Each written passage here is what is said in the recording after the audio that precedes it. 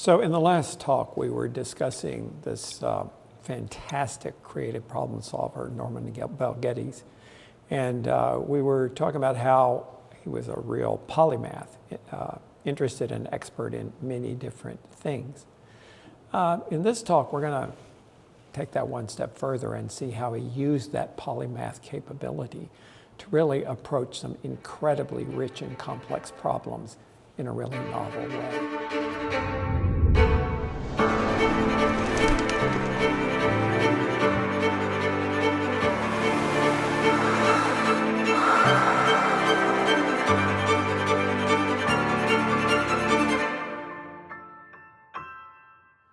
So in the last talk, we discussed how Norman Bell Geddes had set up this studio in New York, a real interdisciplinary studio. He had engineers, and he had marketing people, and he had people who could do test studies and model makers, and incredible variety of workers in that studio. And they had designed things like a revolutionary new stove that completely transformed what people thought of as a cooking device. Furniture for a household. He even designed a house for Ladies' Home Journal, one of the most popular magazines at the time, a house of the future, and it had everything in the house, very, very innovative. But one of the things in it was, if you see on the front of that house, there's a kind of circular carport, and that was in a traditional American house at the time. The stable where the carriage was had always been in the backyard. So you had a driveway back to a stable and a carriage. When cars came in, they just put the garage back there. But of course, it was hard to get to. It monopolized your backyard. It was hard to back out of. So Norman Bell Geddes has this idea of just whizzing in off the street into this circular garage. And then you press a button, and there's a turntable that turns the car around. So now you don't have to back out, you just drive out. But it got him really thinking about cars as they affect American life. And this was in the 1930s, when this was the beginning of every family having a car. And it was about to transform American life. And he began to be hired by the car companies to actually design cars. He designed a Chrysler in this period. And then he also, what he was really good at was all these crazy ass cars of the future. Where could the car go? And really thinking about aerodynamics and how the car, because cars in the 1930s were going 30 miles an hour. But he said, no, in the future, they're going to go 100 miles an hour. And then they have to worry about the kind of drag that the air creates. And so we want a very streamlined, very aerodynamic car. And that one we saw at the HRC in the last talk was, and these models, they have those up in the HRC there, but they're of these very aerodynamic cars.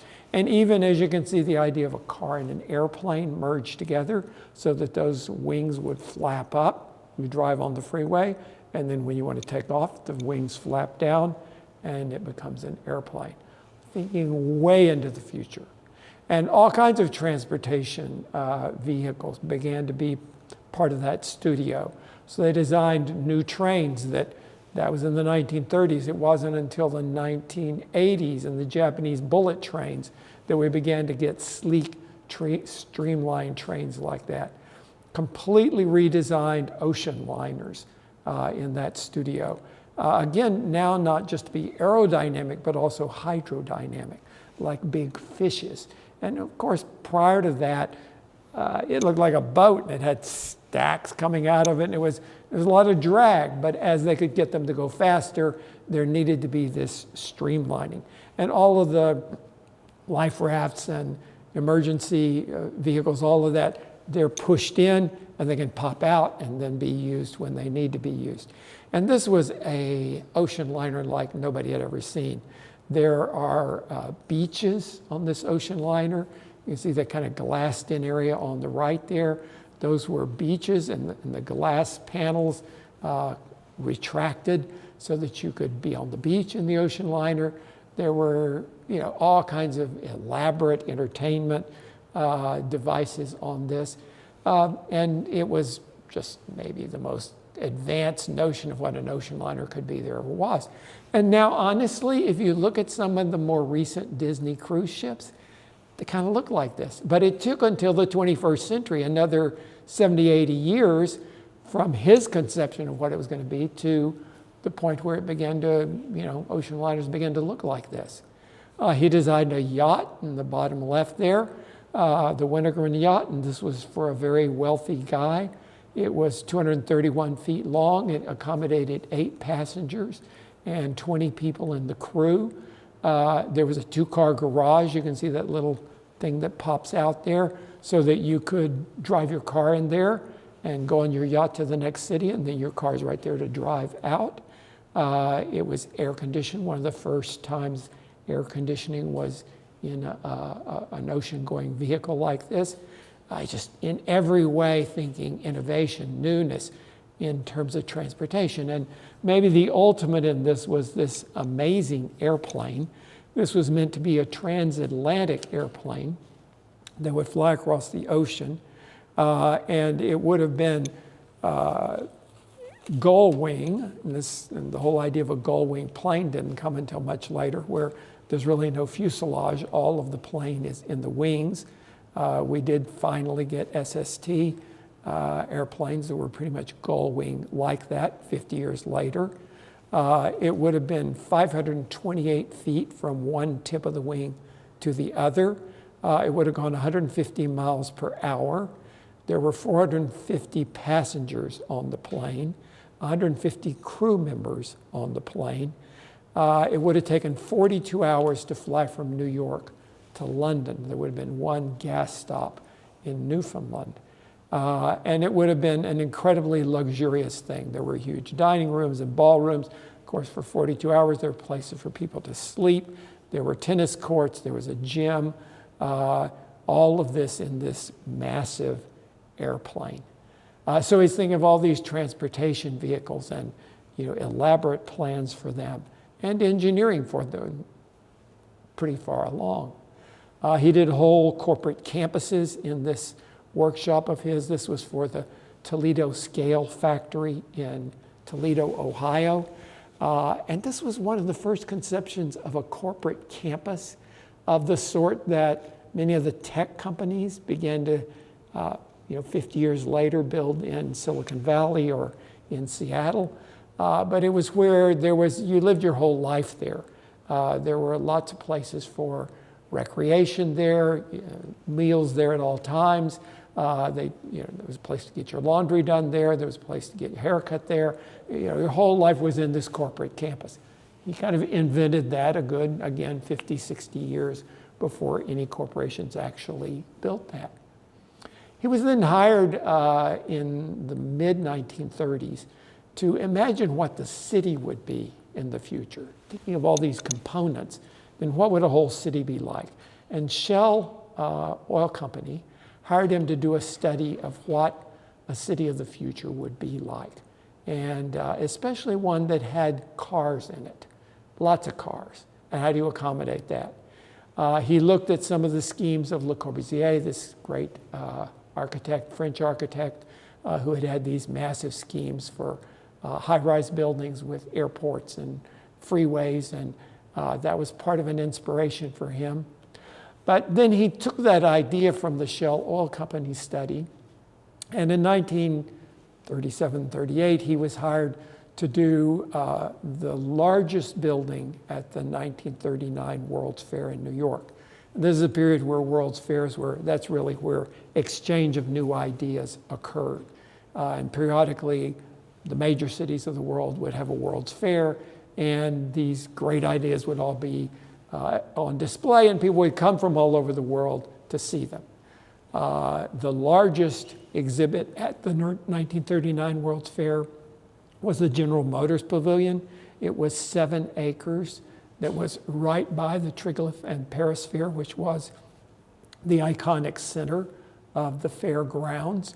And General Motors went to Norman Bel Geddes and said, okay, what can you build for us? And he really built kind of four buildings that made an intersection of a street. And one of those buildings was an apartment building. One of those buildings was a showroom for General Motors cars. One was a department store that had appliances of the future in it. And one was a science theater, excuse me, where there was a film that showed scientific devices in a future city. So this was supposed to be a city in 1960, and they're in 1939 at the time. It was incredibly popular. 25 million people visited what was called Futurama, the primary exhibit in this GM pavilion. There were endless lines, as you can see, winding up to the front door, people trying to get in like crazy. You walked in that front door, and then there was this enormous, what they called the map room. And it was a map of the United States that was 80 feet tall. And while you were waiting to get onto this experience, you were looking at essentially a depiction of the interstate highway system. So there's a whole new notion that America would have roads that would connect the whole country. Up to that point, building roads was a state responsibility. And when you got to the state line, roads often didn't connect. They were very irregular quality. And it meant that you really couldn't move goods across the United States. It was hurting the economy of the country. So here was this conception of a whole highway system that would link the United States. And then you went from that area into an area that had a huge model. It was a 3/4 acre model. And this model was at various different scales, and it showed what the future of America would be like. It showed highways, that great interstate highway system, as you see in that image on the top right. You were in little cars that went around. They moved on a track around this great model down below. And there were 552 of these little cars. Each of them had beautiful blue mohair upholstery. It had a sound system. This was the first stereo system that was ever installed. So there was a little stereo system that in your little car, it would have a narrative that was going. Those cars moved. They moved both vertically and horizontally. The technology for that was developed jointly by Otis Elevator Company and Westinghouse. And they developed this slowly moving system that would take you around and let you look down into this magnificent model. And there are some of the people making the model. The model had 408 individual pieces. Each of the pieces was 16 feet long and 4 feet wide. The whole thing had 500,000 buildings in it. So he designed 500,000 buildings to be in this thing, along with all the freeways and interconnections. And all these people would be listening for 16 minutes about this narrative that told about the countryside, it told about the city, it told about the freedom the car gave you to be out there roaming on your own and be able to experience America as individuals have never been able to do it before. And it was beautifully lit. Sometimes it would be night, sometimes it would be day. And of course, each of those little soundtracks was different because you were seeing a different part of the model depending on where you were in this row of cars. But it was a blow-away. And it was by far the most popular event at the fair. It had, in the whole thing, it had 1 million trees of 13 different species. It had 50,000 cars in the model. 10,000 of them were moving. It was in very meticulous, really gorgeous model. And then it showed in some detail this image of what the car and the freeways and the transportation system would allow. It had autonomous cars. So you're seeing these cars in the channels on that freeway. Those were autonomous cars, and he's talking about that in 1939. They were hooked to a track, and that the driver wouldn't have to pay any attention. And you could just set it for different speeds, and it would go into different tracks. Some of the lanes were faster, some were slower. You would program where you wanted to get off, and it would take you in that route. And then you went through the whole model and saw the city at different scales. And then eventually there was a model of this intersection, which you see in the bottom left there. And that was actually where you emerged out onto, and you saw those 4 buildings I was talking about before. So you saw it in the model as the most close-up view, and then you walked out, and there it was. And all the trucks and buses and cars are at a lower level. The upper level is reserved for pedestrians, so you don't have any street lights for pedestrians to have to wait for the traffic to go through. The traffic isn't impeded by pedestrian movement in the city. Really clever idea about having a compatibility between cars and people in the city. And then you could walk around out there and you could see the latest GM models, and you could see the latest appliances, and really understand at a micro scale what the future would be like. But this incredibly elaborate model had suspension bridges, it had airports, it had domed stadiums. He was the first guy to ever really design a domed stadium. And it was an incredible depiction of what the future would be. First of all, one of the people who attended here at Futurama was Walt Disney. And this is the construction of Disney World that came in the 1950s, not too long after. Walt Disney looked at Futurama and said, wow, there's a potential here. Of course, the 1939 World's Fair lasted for 2 summers, and then it was gone. But what if you made an environment like this, and especially this idea of these rides, where you move in these little cars around, and you got this stereo sound, and there are these experiences you have.